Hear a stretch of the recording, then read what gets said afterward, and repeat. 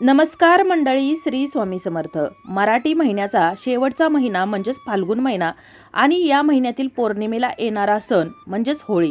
देशभरात विविध ठिकाणी होळी हा सण साजरा करण्याची परंपरा पद्धत अगदी वेगळी पण तितकीच खास आणि आकर्षक. पहिल्या दिवशी होलिका दहन केलं जातं आणि दुसऱ्या दिवशी एकमेकांवर रंग उडवून रंगांची होळी खेळली जाते, ज्यालाच आपण धुलीवंदन असं म्हणतो आणि होळीला शिमगा असं देखील म्हटलं जातं. तसेच भगवान शिवशंकरांची लीला म्हणून याला शिवशिमगा असं देखील म्हटलं जातं. दृष्ट प्रवृत्ती, वाईट अमंगल विचार यांचा नाश करून चांगली वृत्ती, चांगले विचार अंगी बाळगावे हा या सणामागील उद्देश. तर आज म्हणजे 2 मार्च 2026 रोजी आपण होळी हा सण साजरा करणार आहोत. यापूर्वीच्या व्हिडिओमध्ये आपण होळी या सणाविषयीची माहिती जाणून घेतलेली आहे. होळी का साजरी केली जाते, होळीचं महत्त्व काय आहे, त्याचबरोबर होळीला कोणकोणते उपाय सेवा केल्या जातात, तसेच होळीची कथा देखील आपण जाणून घेतलेली आहे. तर आपण आज या व्हिडिओमध्ये होळीच्या रात्री म्हणजे संध्याकाळी 6:30 ते 7:30 या दरम्यान भीमसेनी कापुरासोबत एक वस्तू जाळायची आहे. आता ही भीमसेनी कापुरासोबत कोणती वस्तू जाळायची आहे, कोणती सेवा, कोणता उपाय करायचा आहे याविषयीची अगदी थोडक्यात पण महत्त्वाची माहिती तुम्हाला मी आज या व्हिडिओमध्ये सांगणार आहे. तर व्हिडिओ शेवटपर्यंत पहा, जेणेकरून महत्त्वपूर्ण माहिती तुमच्यापर्यंत पोहोचेल. त्याचबरोबर चॅनलवर जर नवीन असाल तर चॅनलला सबस्क्राईब करा, जेणेकरून आपले असेच येणारे नवनवीन माहितीमय आणि भक्तिमय व्हिडिओ तुमच्यापर्यंत पोहोचत राहतील. तसेच व्हिडिओ पाहताना व्हिडिओला लाईक करायला देखील विसरू नका. सर्वच कुटुंबामध्ये काही ना काही अडचणी, विघ्न, संकट, बाधा या असतातच. घरामध्ये आलेली लक्ष्मी टिकत नाही, कोणत्या ना कोणत्या मार्गाने घराबाहेर जात असते किंवा कोणी ना कोणी सतत आजारी पडत असतं. तसेच घरामध्ये सतत होणारे विवाद, कलह, एखाद्याचा विवाह ठरत नाही किंवा संतान प्राप्ती होत नाही, नोकरीमध्ये, व्यवसायामध्ये, शिक्षणामध्ये सतत काही ना काही अडचणी येत राहतात. त्याचबरोबर घरामध्ये सुख समृद्धी असेल तर बाहेरच्या लोकांना पाहवत नाही आणि त्यामुळे त्यांनी केलेली करणी बाधा असेल, ग्रहदोष असतात, वास्तुदोष असतात किंवा इतरही अशा अनेक अडचणी असतात ज्यामुळे आपण नेहमी त्रस्त असतो. आणि या सर्व अडचणीतून मुक्त होण्यासाठी आपण काही ना काही प्रयत्न करत असतो, उपाय करत असतो, सेवा करत असतो, देवांना प्रार्थना करत असतो. परंतु जर काही विशिष्ट तिथींना जर आपण काही सेवा, काही उपाय जर करत असो तर त्या विशिष्ट तिथीच्या देवी देवताचे आशीर्वाद आपल्याला प्राप्त होतात आणि आपल्यावरची ही सर्व संकट, विघ्न, अडचणी, बाधा दूर होतात. आणि म्हणूनच आपल्याला या होळीच्या रात्री हा उपाय करायचा आहे. भीमसेनी कापुरासोबत एक वस्तू जाळायची आहे. हा उपाय आपल्याला करायचा आहे ज्या वेळेला होलिका दहन होते त्यानंतर म्हणजे 6:30 ते 7:30 या दरम्यान. तर उपाय करण्यापूर्वी सर्वप्रथम तर आपल्याला तुळशी मातेची पूजा करायची आहे, कारण पौर्णिमा तिथी ही माता लक्ष्मीला समर्पित आहे आणि तुळशीमध्ये माता लक्ष्मी निवास करत असते आणि त्यामुळं सर्वप्रथम तुळशीजवळ देशी गायच्या तुपाचा दिवा प्रज्वलित करायचा आहे. या दिव्यामध्ये देखील तुम्हाला भीमसेनी कापूर टाकायचा आहे. तुळशीजवळ जो दिवा प्रज्वलित केला जातो तर त्याला आसन करायचं आहे, म्हणजे एका प्लेटमध्ये ठेवायचं आहे. त्या प्लेट खाली तुम्हाला थोड्याशा अक्षता ठेवायच्या आहेत, त्या देखील अखंड अक्षता ठेवायच्या आहेत. दुसऱ्या दिवशी या ज्या अक्षता आहेत तर जो आपल्या घरामध्ये भात केला जातो तर त्या भातामध्ये टाकायच्या आहेत, जेणेकरून आपल्या घरामध्ये कधीही धनधान्याची कमतरता भासत नाही. आणि त्यानंतर दुसऱ्या दिवशी ज्या वेळेला तुळशीजवळ दिवा प्रज्वलित केला जातो तर त्यावेळेला पुन्हा एकदा आपल्याला तांदळाचं आसन या दिव्याखाली करायचं आहे. जो देशी गाईच्या तुपाचा दिवा प्रज्वलित केला आहे त्यामध्ये देखील 11 अखंड अक्षता टाकायच्या आहेत, एक भीमसेनी कापराची वडी आणि चिमूटभर पिवळी मोहरी टाकायची आहे. असा हा दिवा तुळशीजवळ प्रज्वलित करायचा आहे. त्याच्याबरोबर तुळशीला 11 प्रदक्षिणा घालायच्या आहेत. तुळशी मातेचा मंत्र आहे तर तो म्हणायचा आहे. ज्या काही इच्छा मनोकामना असतील तर त्या पूर्ण करण्यासाठी तुळशीला प्रार्थना करायची आहे. त्याचबरोबर आपल्या घराचा जो दरवाजा आहे, मुख्य प्रवेशद्वार, तर त्याच्या बाहेरच्या बाजूला उंबरट्याच्या शेजारी आपल्याला एक दिवा प्रज्वलित करायचा आहे. हा दिवा प्रज्वलित केल्यानं या दिव्याच्या प्रकाशानं माता लक्ष्मी आपल्या घराकडे आकर्षित होत असते आणि तिला आमंत्रित करण्यासाठी हा दिवा प्रज्वलित केला जातो.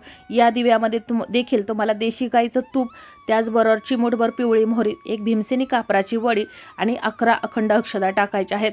असा हा दिवा प्रज्वलित करायचा आहे. या दिव्याला देखील आपल्याला आसन करायचं आहे. त्याचबरोबर जर चौमुखी दिवा असेल तर अतिशय उत्तम. चौमुखी म्हणजे ज्यामध्ये आपण चार कोपऱ्यामध्ये 4 वाती लावू शकतो असा चौमुखी दिवा असतो.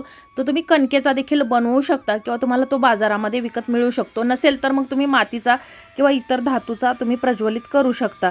तर अशा प्रकारे तुम्हाला हे दिवे प्रज्वलित करायचे आहेत। त्यानंतर घरामध्ये येऊन हा उपाय घरातील कुटुंबातील कोणत्याही कर्त्या व्यक्तीने करायचा आहे। हा उपाय आपल्या कुटुंबाच्या सुखसमृद्धीसाठी, भरभराटीसाठी आणि आपल्या कुटुंबामध्ये ज्या काही अडचणी आहेत, विघ्न आहेत, संकट आहे तर ते दूर करण्यासाठी आहे। घरामध्ये आल्यानंतर आपल्याला एक नारळ घ्यायचा आहे, श्रीफळ घ्यायचं आहे। नारळ घेत असताना तो सोललेला नारळ नसावा। जर तुम्हाला काही कारणास्तव जर सोललेला म्हणजे ज्याच्याला साली असतात तर तो जर काढलेला असेल तरी देखील हरकत नाही, पण जर सोललेला नसेल तर अतिशय उत्तम असा एक नारळ घ्यायचा आहे। त्याच्यावरती तुम्हाला 2 भीमसेनी कापराच्या वड्या आणि त्यावरती अगदी थोडीशी हळद टाकायची आहे, अगदी चिमूटभर, आणि थोडीशी पिवळी मोहरी ठेवायची आहे। आणि हा जो नारळ आहे हे श्रीफळ घेऊन आपल्या देवघरासमोर बसायचा आहे। देवघरासमोर देखील सर्वप्रथम दिवा प्रज्वलित करायचा आहे, देवाला धूपदीप दाखवायचा आहे आणि त्यानंतर उपाय करायचा आहे। कोणताही उपाय अग्नीला साक्षीनं केला तर अग्नीच्या साक्षीनं केला तर त्याचं आपल्याला लवकरात लवकर फळ प्राप्त होत असतं। त्यानंतर तुम्हाला ज्या काही तुमच्या इच्छा असतील, मनोकामना असतील, जी काही संकट, विघ्न, अडचणी असतील तर या नारळावर, या श्रीफळावर तुम्हाला सांगायच्या आहेत, बोलून दाखवायचे आहेत। आपल्या कुलदेवतेला, इष्टदेवतेला, तुम्ही ज्या देवी देवतेला मानता तर त्यांना, माता लक्ष्मीला प्रार्थना करायची आहे ही संकट, विघ्न, अडचणी दूर व्हायला। त्यानंतर हा जो कापूर आहे तर तो जाळायचा आहे, पेटवायचा आहे आणि तुमच्या कुटुंबातील प्रत्येक व्यक्तीच्या डोक्यापासून पायापर्यंत घड्याळाचा काटा ज्याप्रमाणे फिरतो तर त्याप्रमाणे 7 वेळा तुम्हाला फिरवून घ्यायचा आहे। कोणालाही इजा होणार नाही अशा प्रकारे आपल्याला हा जो नारळ आहे भीमसेनी कापरासोबत तो फिरवायचा आहे।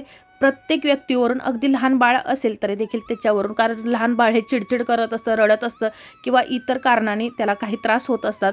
अगदी वृद्ध व्यक्ती असेल, आजारी व्यक्ती असेल तर तिच्यावरून देखील, आणि प्रत्येक व्यक्तीच्या बाबतीत जी काही अडचण असेल तर ती तुम्हाला या नारळावर बोलायची आहे मनातल्या मनात। आणि त्यानंतर हा जो नारळ आहे तर तो बाहेर घेऊन यायचा आहे। भीमसेनी कापूर विजू द्यायचा नाही, याच्यात तुम्हाला भीमसेनी कापूराच्या वड्या टाकत राहायचं आहे। आणि त्यानंतर आपला घराचा जो मुख्य प्रवेशद्वार आहे तर त्याच्यावरून देखील तुम्हाला 7 वेळा हे फिरवून घ्यायचं आहे। आपल्या घरामध्ये जी काही अडचणी, विघ्न, बाधा, संकट येतात तर ती सर्व याच ठिकाणाहून येत असतात। त्यामुळे आपल्या घरातील सर्व नकारात्मक ऊर्जा दूर व्हावी, घरामध्ये सकारात्मक ऊर्जा यावी आणि माता लक्ष्मीने आपल्या घरात वास करावा, आपल्यावरची सर्व संकट, अडचणी दूर व्हावेत, यासाठीच हा नारळ आपल्याला अशा प्रकारे फिरवायचा आहे। आणि त्यानंतर आपल्या ज्या ठिकाणी होळी पेटवलेली आहे तर त्या होळीमध्ये हा जो नारळ आहे तर तो नेऊन फेकून द्यायचा आहे। आणि त्यानंतर पुन्हा एकदा घरी आल्यानंतर हातपाय स्वच्छ धुवायचे आहेत आणि मगच घरामध्ये यायचं आहे।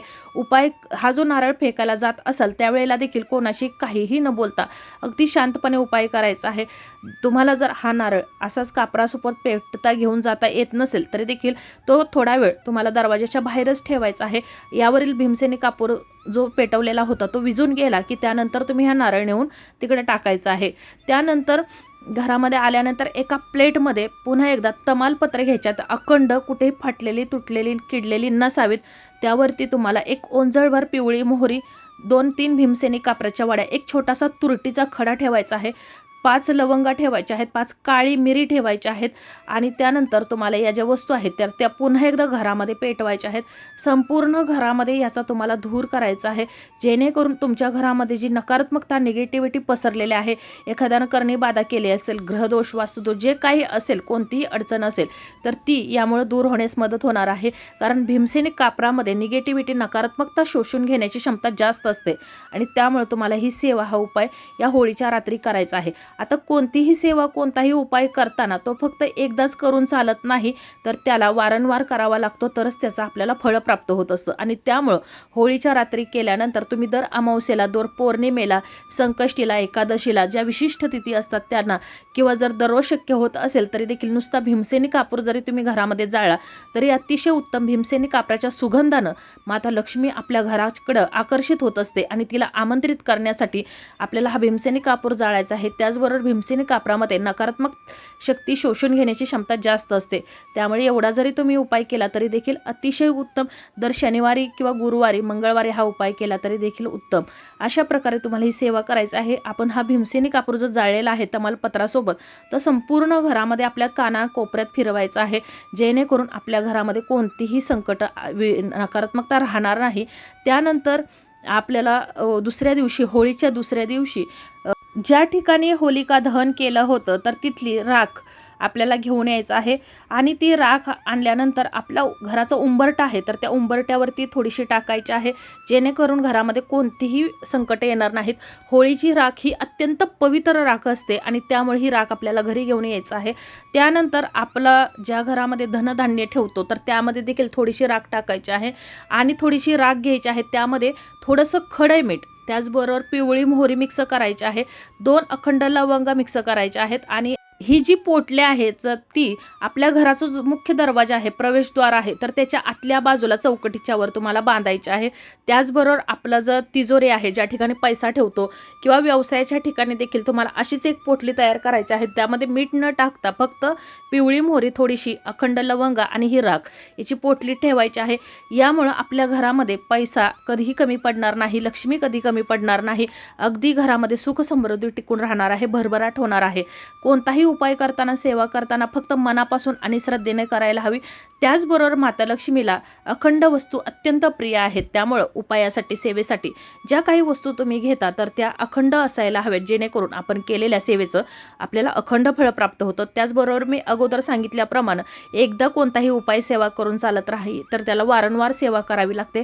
त्याचबरोबर नुसते उपाय आणि सेवा करून चालत नाही, तर त्याला मेहनतीची देखील तितकीच जोड असायला हवी, तरच आपण केलेल्या या सेवेचं आपल्याला निश्चित फळं मिळतं.